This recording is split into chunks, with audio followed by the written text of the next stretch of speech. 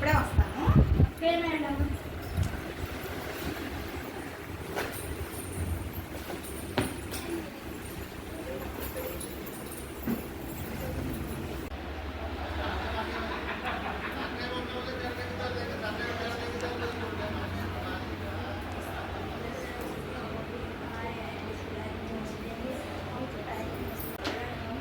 అందరూ చదువుతున్నారా? చదువుతున్నాం మేడం. ఏంటి ఖుషి అలా ఉన్నావు? పొద్దు నుంచి మా అమ్మ తిడుతూనే ఉంది మేడం. ఎప్పుడు ఏదో ఒకటి అంటూనే ఉంటుంది మేడం. ఒక క్షణం కూడా మా ఇంట్లో ఉండబుద్ధి కావట్లేదు మేడం. మా అమ్మ కూడా అంతే మేడం. ఎప్పుడు ఏదో ఒకటి అంటూనే ఉంటుంది మేడం. సరే సరే ఆపండి. మీ అమ్మనే కదా, మా అమ్మ కూడా చిన్నప్పుడు ఎప్పుడు నన్ను ఏదో ఒకటి అంటూనే ఉండేది. అవునా మేడం? మీ అమ్మ కూడా అంతే మేడం. సరే ఆ విషయం వదిలేయండి. మీరు రాసుకున్నాక పిల్లవాడిని మళ్ళీ వస్తాను. నా వర్క్స్ అయిపోయినాయి. సరే అదండి మేడం.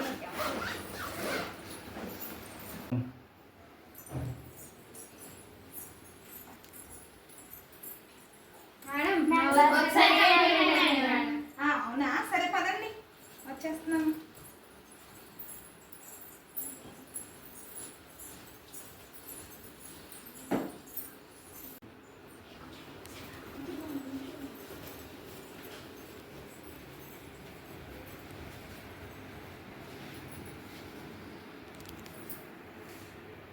సరే పిల్లలు, అందరికి వర్క్ కంప్లీట్ అయిపోయిందా?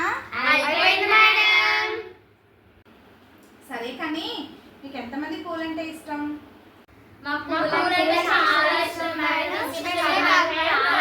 మేడం మా ఇంట్లో పూల మొక్కలు కూడా ఉన్నాయి మేడం. చాలా ఇష్టం మేడం.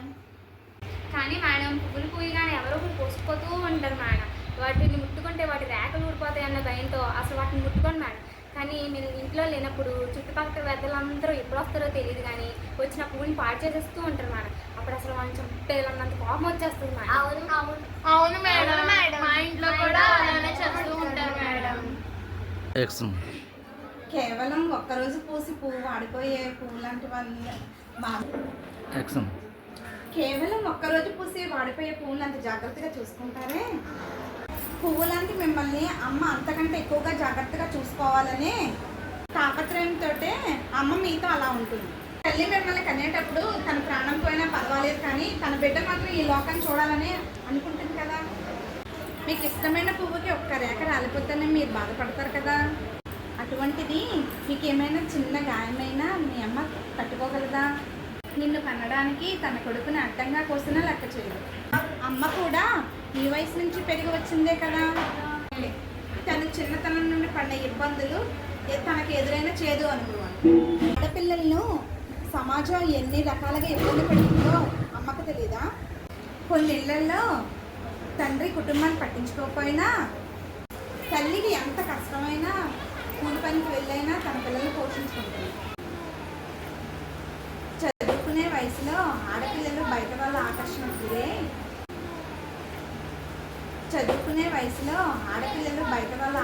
గురై తమ జీవితాన్ని పాడు చేసుకుంటారేమో అనే భయంతో పిల్లలని కంటికి రెప్పలా కాపాడుకుంటుంది.